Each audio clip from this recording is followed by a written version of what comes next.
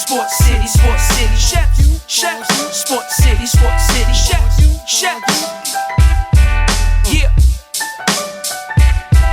Cavi, Taj. What's going on, Sports City? It's your boy Sirius back at the helm with another edition of Finger Foods, and exclusive here on Sports City Chefs, the network, and SportsCityChefs.com. As I customly say before we get started, if you're not currently a subscriber, I would definitely urge you guys to become a subscriber right here on YouTube by hitting that plus notification and that bell and being notified every time we post.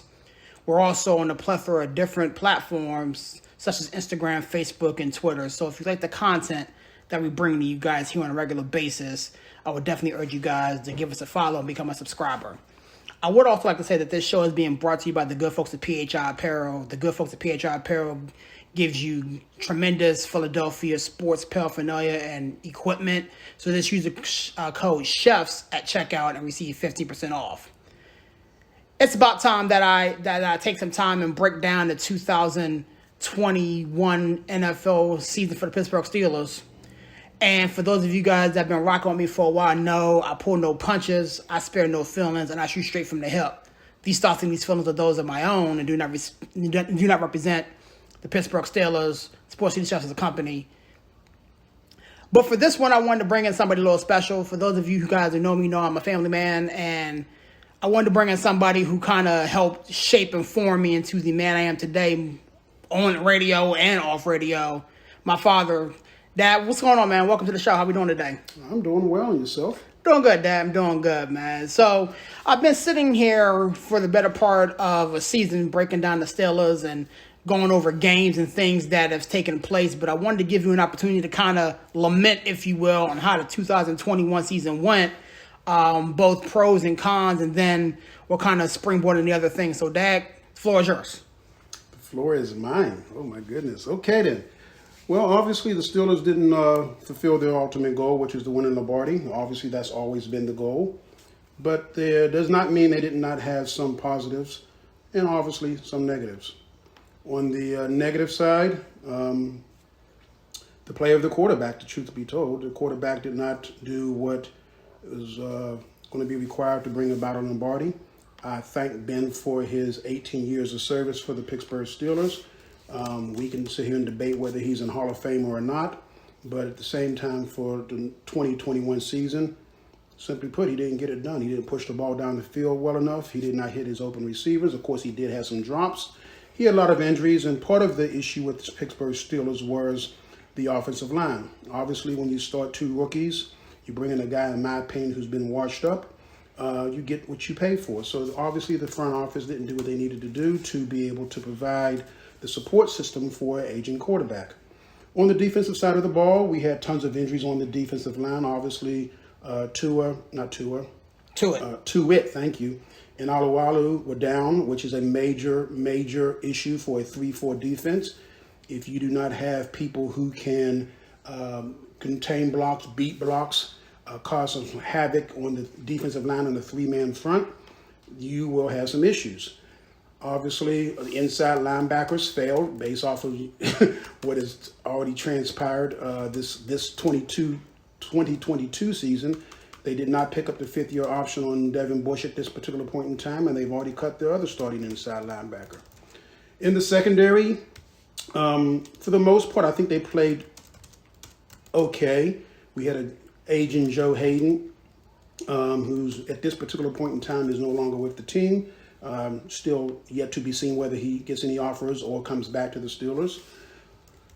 And we had a Pierre, who was another cornerback who has great talent, but also got burned a lot and dropped a lot of coverages on big plays, which also impacted our season. They did get Weatherspoon in the game the latter part of the season. He did show some promise, and obviously the Steelers like what they saw. They just signed him to a 2-year deal.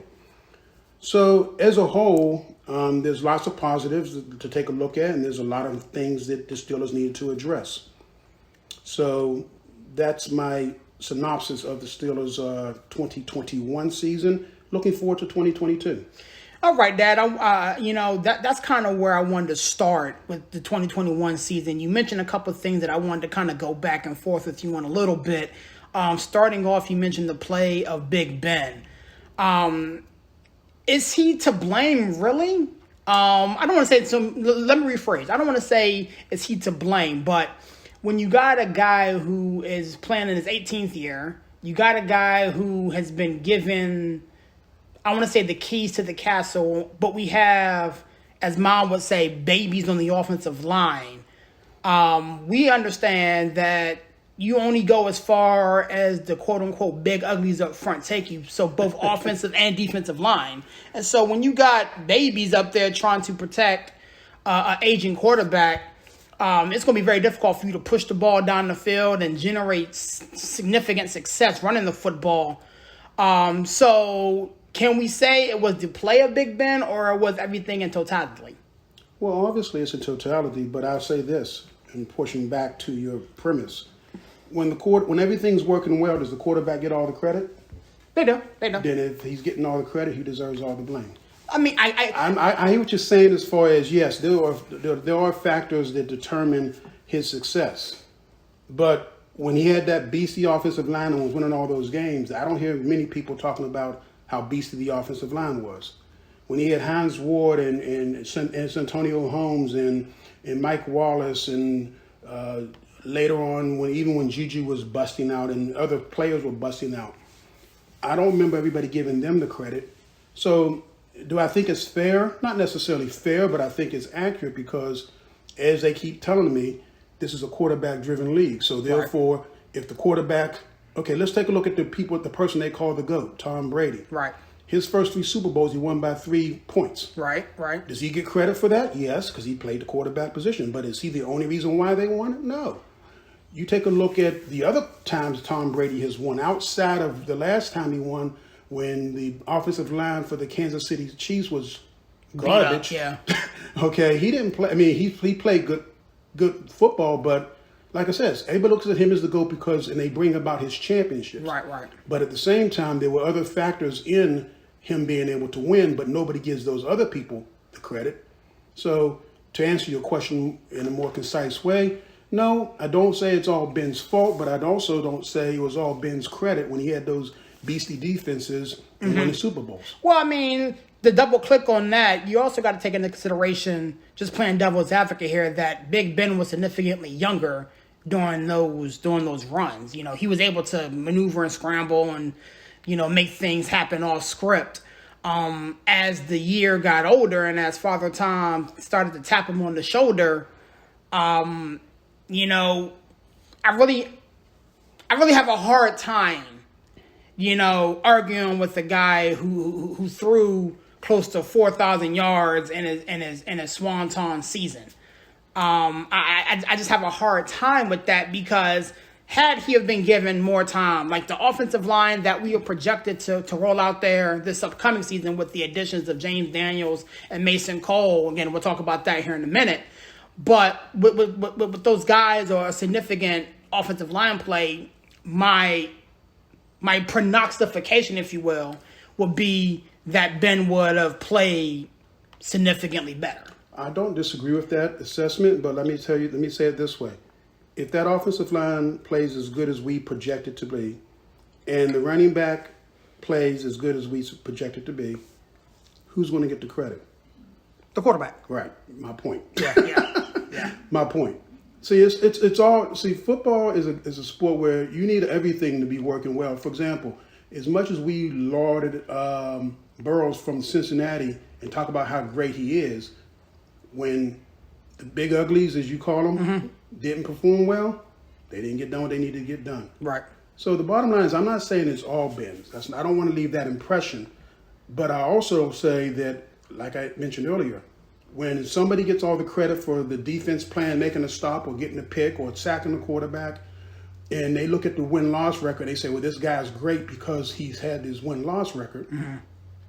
Does he not also deserve the blame when the defense doesn't show up or the offensive line is a sieve or whatever the case may be? Right. So I'm not sitting there trying to slam Ben. What I am trying to say is that no matter how the game plays out, the quarterback gets the credit.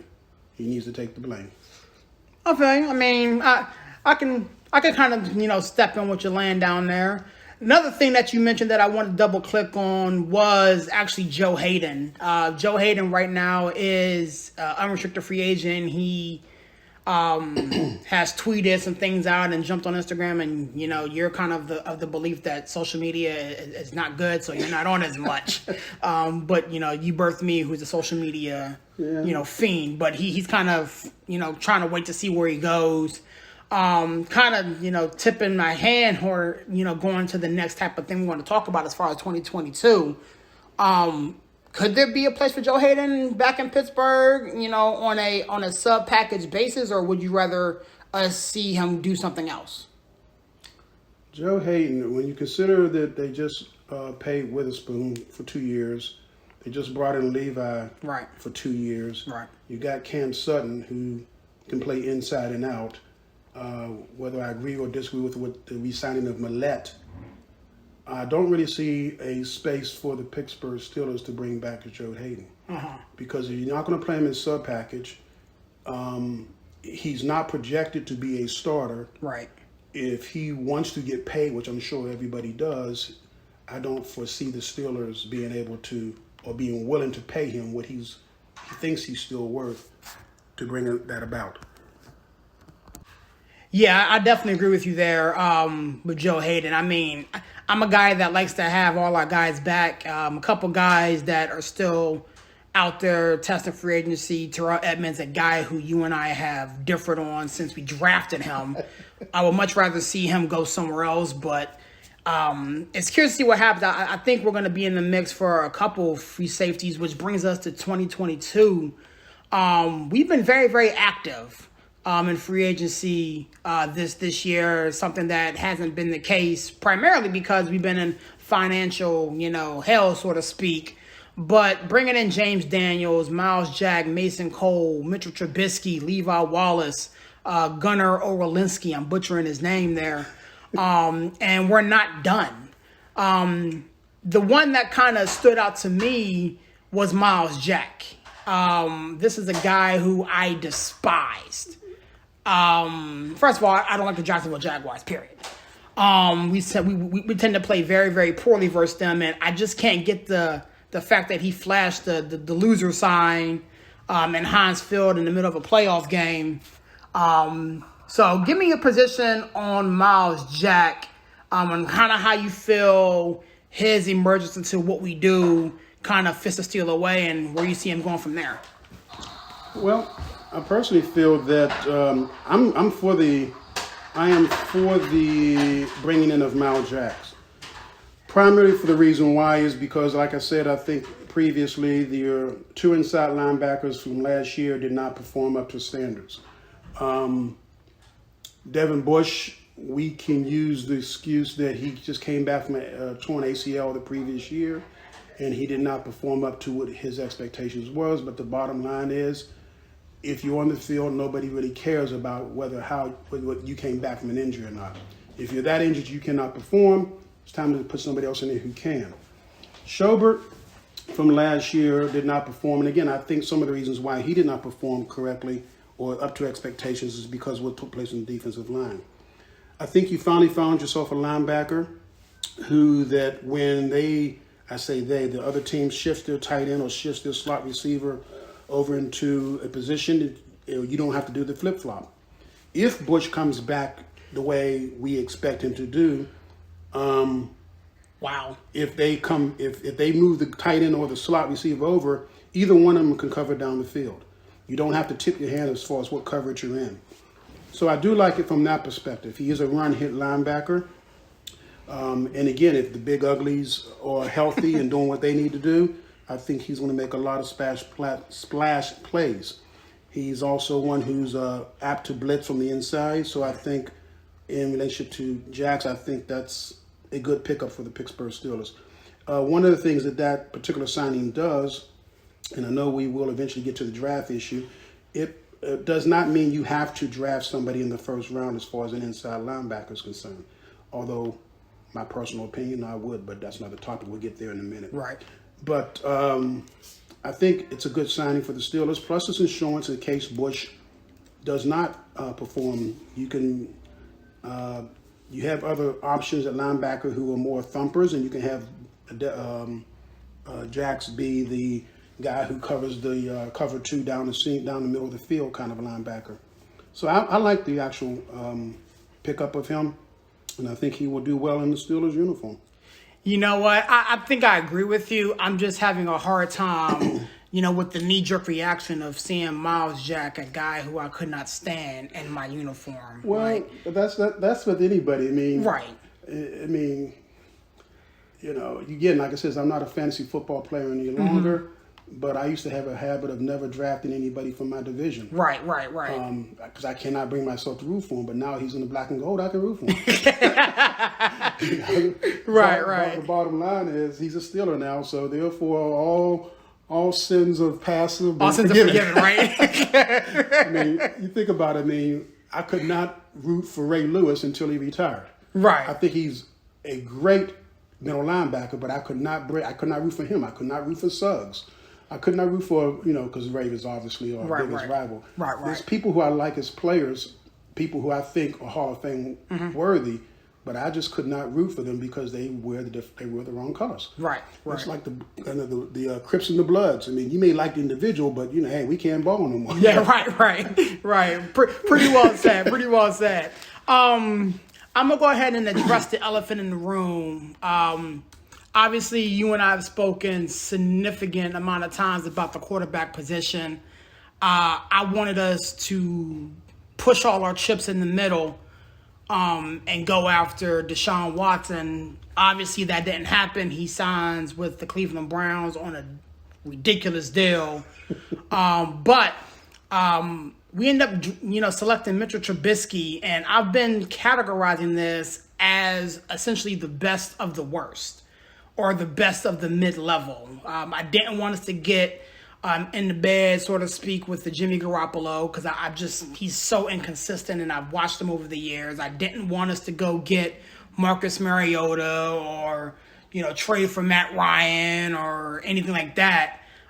So after the initial knee-jerk reaction of, heck, we're not getting this guy, I started to kind of sit down and do some study on it and break it down and look at essentially how much we paid him and everything like that. And I think this can be a situation where he goes in there and is something that we can build off of. If you look at Matt Canada's read option offense, which again, I can't stand, but last year we didn't have the quarterback to run it because Big Ben wasn't mobile enough to run that type of offense. Mitchell Trubisky, kind of has the trajectory, if you look at how his career started and where it could potentially go, of the one Josh Allen, which he backed up last year as a member of Buffalo. So kind of wanted to get your opinion on Mr. Trubisky, the signing, and where you kind of see him fitting in with the Steelers. Now, keep in mind, everybody's going to talk about Big Ben and this, that, and the third, and I think he's handled it well. But kind of give me your position on Mr. Trubisky real quick. Trubisky, considering the offense we're running, when I say we, I'm talking about the Pittsburgh Steelers with Matt Canada, I think he gives you the best of what was available out there. Like yourself, I'm not a Jimmy Garoppolo kind of a guy. If you're going to run a read option type of offense when you need the quarterback to be mobile, Jameis Winston, not a perfect fit. Right. If you're taking a look at some of the other things, like you said, Matt Ryan or some other folks that have been out there, I think Trubisky fits what Canada does. Now, in saying that, if we ran a different type of offense, my opinion may change about Mr. Trubisky. Right. Do I think he has the ability to work within this offense? Yes. His typical, he's a zone read option type quarterback who can make accurate throws, can make move the pocket with his legs. He can get you that first down.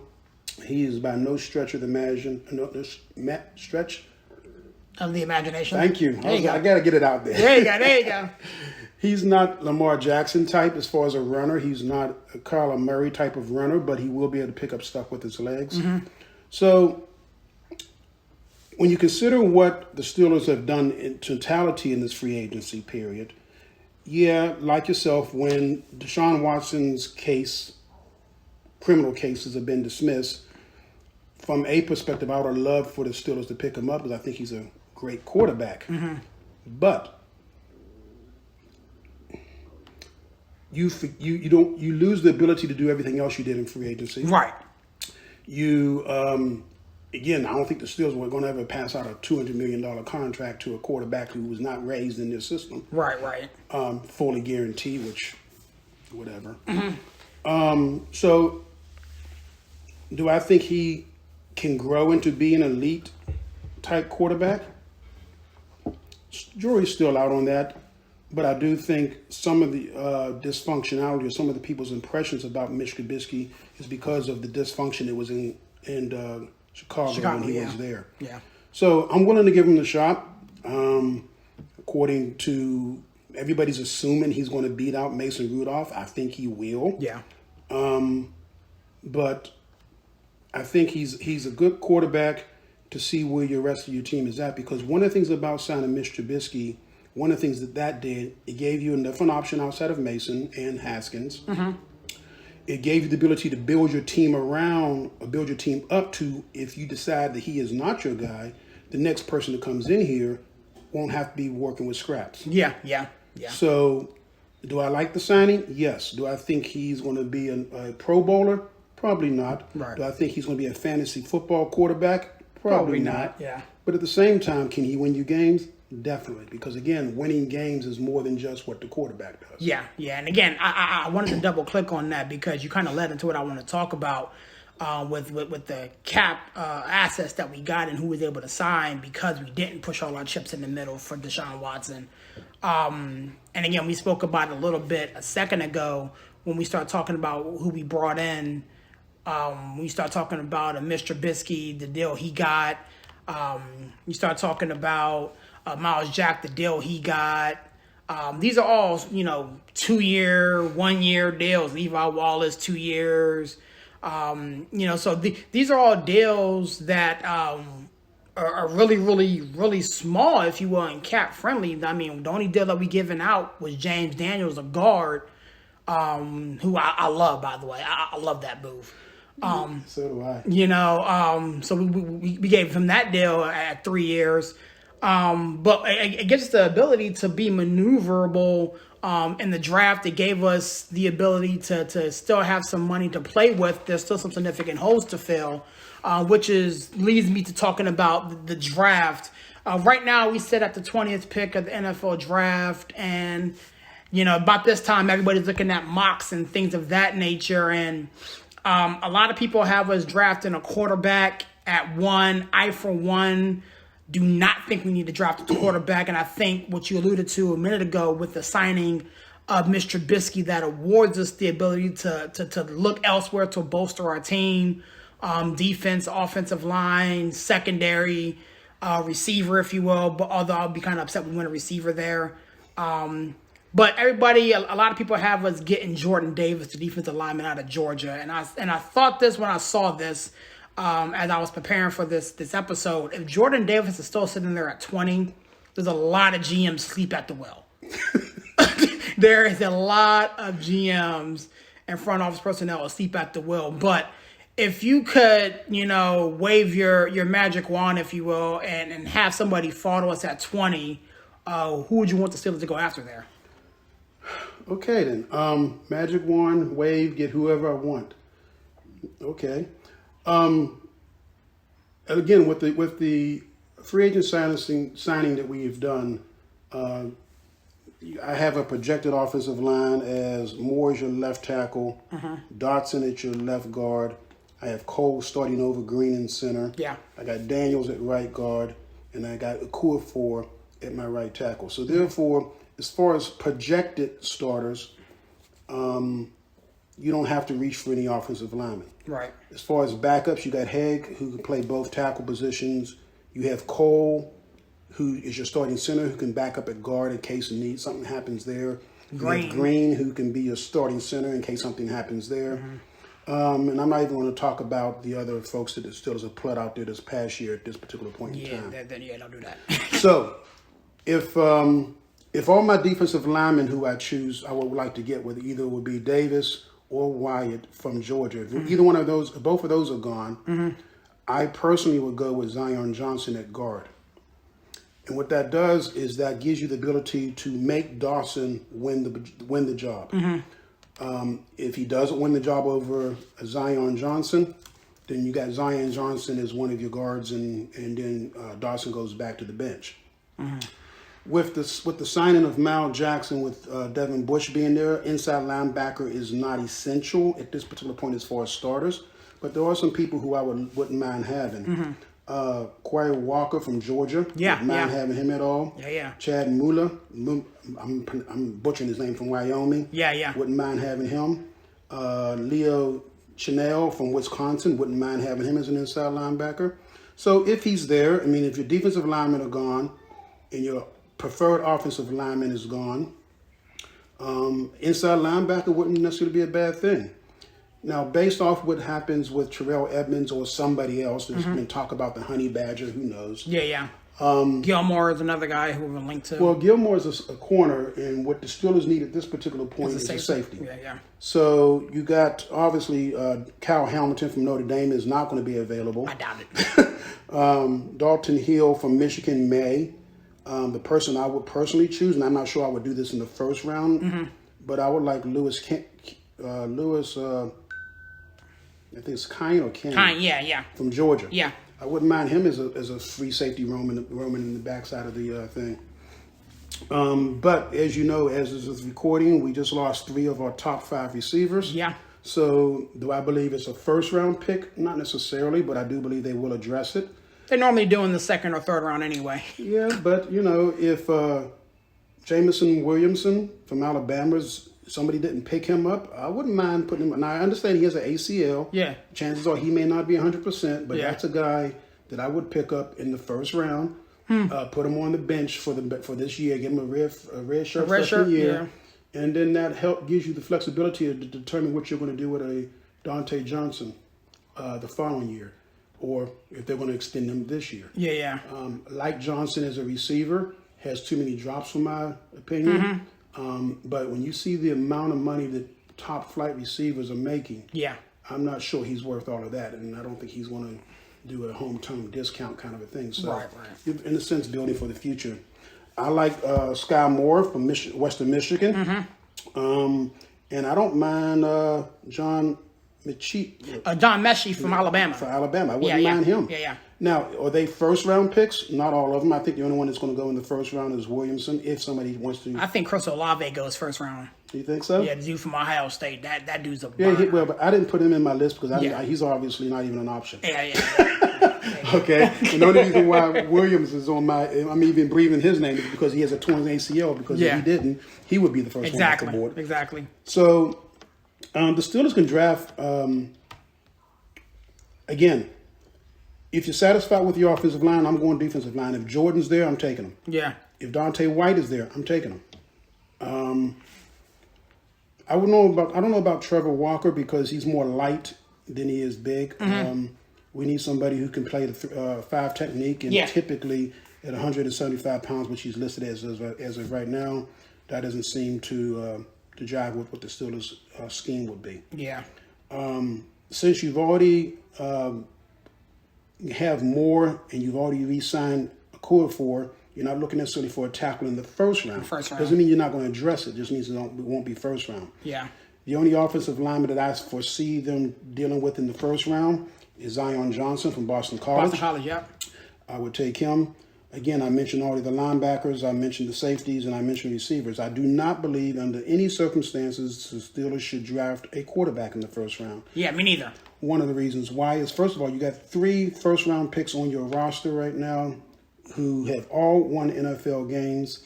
There is nobody in this year's draft who's considered a franchise-type quarterback. You got people at the top of the list, but that's a top of the list of the core class.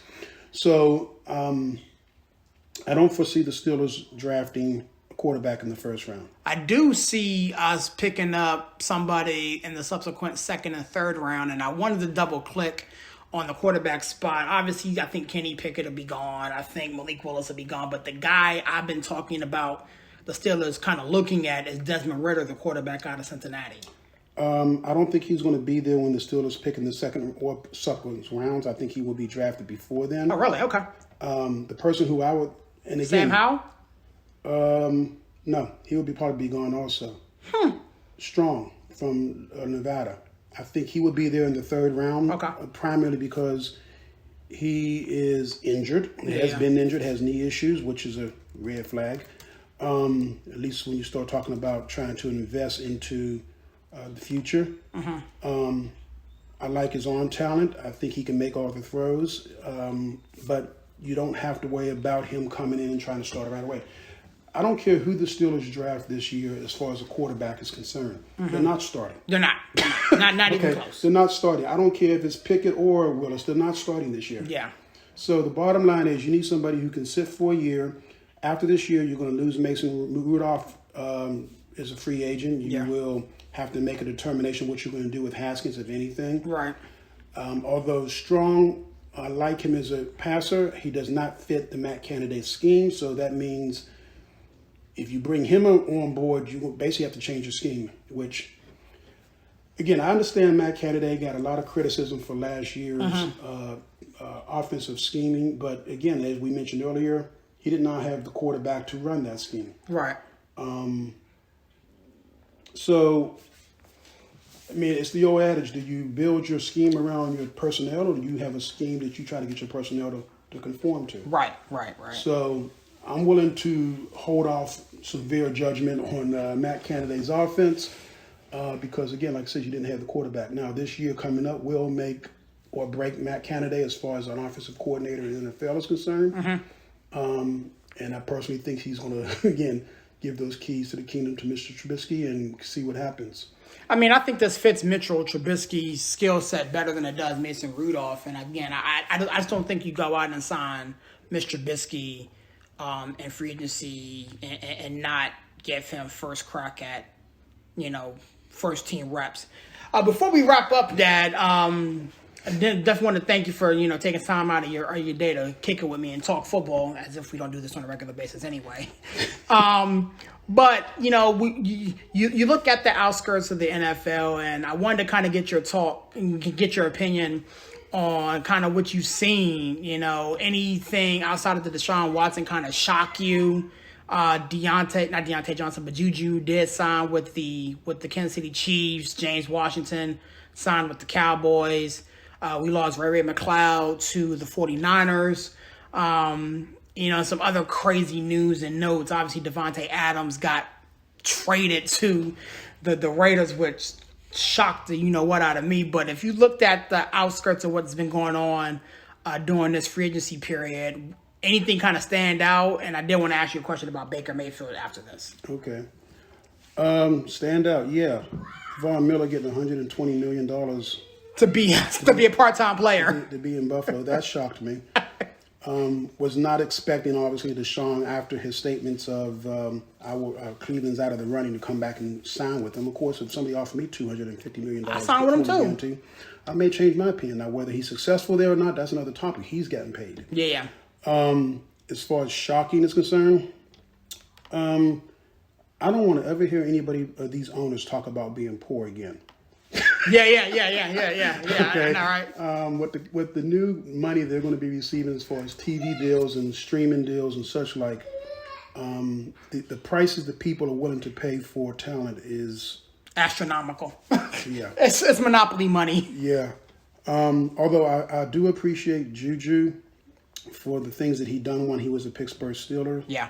I am somewhat glad to see him go. You're glad to see him go? Glad to see him go. I love him as a slot receiver.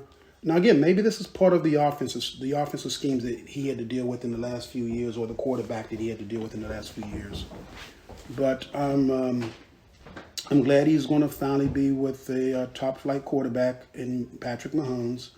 I think he is personally a bad influence as far as influencing the Claypool. And obviously, Claypool, any individual has the right to do what they're going to do, and they got to take responsibility for that. I don't think Juju's social media prowess helped Claypool, because Claypool seemed to appear to be wanting to be more seen or known because of his name or his whatever versus his ability on the football field. So I'm glad for Juju. I'm shocked that a Ray McCloud can get a $10 million contract in San Francisco. So yeah, there's a few things that I'm a little bit surprised about. Right. But in the long situation of it is, this is the NFL. People don't get paid now. Where they see all that money, for example, you mentioned the Adams trade to Las Vegas Raiders, yeah. The report is 150 million, whatever. If you look into the details of that, only 68 million of that is fully guaranteed, and I mean within the first 3 years. Right. After that, you're talking about another 70 million, which is going to be on the table for the last 2 years of a receiver who's going to be 35 years old, yeah. So he may not even see that money. Yeah. Okay. So, I'm a little bit surprised about the amount of money people are getting paid, but hey, if I was an NFL player, I wouldn't be bashful about asking. These owners are definitely get some serious dollars. Yeah, these owners are getting paid out the wazoo, and I wanted to close out on this. Obviously, we're Steelers fans, and we see Baker Mayfield up close and personal, and I think you and I we're hoping and praying that the Browns kept him and signed him because I don't want to say it's close to a guaranteed win, but Baker Mayfield on the field is much greater for the AFC North than it would be for him off it. But reports came out that the Browns were flirting with Deshaun Watson, and then Baker Mayfield kind of got in his feelings and was talking about pinning his escape, and and then he asked for his trade and his release because reports came out that the Browns want, and I want to use this in quotation, an adult at the quarterback position. I can't help myself. It's like a bad car crash. You want to look away, but you can't because it's Baker Mayfield and it's funny. But how do you see the situation ending? No team is really coming to the forefront wanting to trade for Baker Mayfield because we've all got eyes and see Baker Mayfield is a garbage quarterback. But clearly he's not going to be in Cleveland. Where do you see Baker Mayfield ending up? In the Canadian Football League. With Johnny Manziel and all that. Yeah. Oh, wow. Wow. Bottom line is, if I was a fan of an NFL team and somebody traded, if they gave a third or fourth round pick for Baker Mayfield and you're desperate for a quarterback, yeah, okay. But if anybody gives any kind of high draft picks for Baker Mayfield, they need to get their head examined. I don't see him as an NFL quarterback. Not only from a talent perspective, but also from a maturity perspective. He's Johnny Manziel 2.0. Right. He is a Tim Couch 2.0. Yeah. I can go down a 20-page list of quarterbacks that the Cleveland Browns have had. Sometimes I guess I don't even know if it's the team as much as I don't know if it's the player as much as it is the team. That's the reason I'm not. I mean, listen. Do I think Deshaun Watson is a great talent? Yeah, but he's going to Cleveland. Yeah. Okay, so I mean, they do have a decent offensive line and their running game, and so I think that Deshaun Watson in Cleveland is set up to it's set up to do well maybe this year. Yeah. But then you're gonna have to start paying folks. True. And when you got a $200 million quarterback who's fully that's guaranteed money. Yeah. I mean, you got some issues. And the thing about it is the only way you can receive any kind of relief is to keep going back to Deshaun Watson every year and restructuring his deal, giving him more money. Not more money, but money up front. Up front. So, what's going to happen in a year when you have to pay that outside linebacker, or you have to pay that cornerback, or you have to pay that offensive lineman? I mean, Chubb's going to want to get his money sometime. And I thought he already signed his contract. He might have. I thought he already signed his contract. But again, when you consider what other people are making, I'm coming back with my hand out again. Exactly. Especially if I'm the one who's the driving force behind this. But again, as mentioned earlier, if they have any success, it won't be Chubb, it won't be Garrett, it won't be that middle linebacker. It'll be Watson. It's going to be Watson. So I'm sorry to see Baker Mayfield leave the AFC North. I am too. It's like when Flacco was there. Yeah, Flacco won a Super Bowl, but I loved it when the Ravens re-signed him because that means I know we can beat that guy. Yeah. Okay, he may make a play here, he may have some success there and there, but I know we can beat that guy. Yeah. And until I see Deshaun in Cleveland play like I think he's able to play, I'm not worried about Deshaun. Because let me tell you something.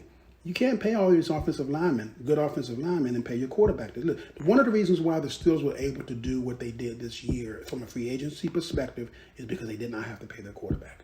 Yeah. Once you pay that quarterback, and the thing about Chubb is this, you don't pay a quarterback $200 and some odd million for him to turn around and hand the ball off. No. Yeah. Okay, you don't do that. So the bottom line is Cleveland's going to try to become an aerial attack. They don't have any draft picks, draft picks. They gave them all to Houston. Yeah. So the bottom line is this. I'm sorry to see Baker Mayfield leave the AFC North, as I already said. I'm just sorry to see him leave. Yeah. With that being said, man, that's our time. I want to thank my dad for taking some time out of his day to kick it with us, man. As I always say before we get out of here, once again, if you're not currently a subscriber, hit that post notification and that bell and be abreast of every time we post. Want to thank our sponsors for sponsoring this program. With that being said, God bless. We'll catch you on the next one. Sports City, chefs, Sports City, chefs, yeah. Cabby, Taj.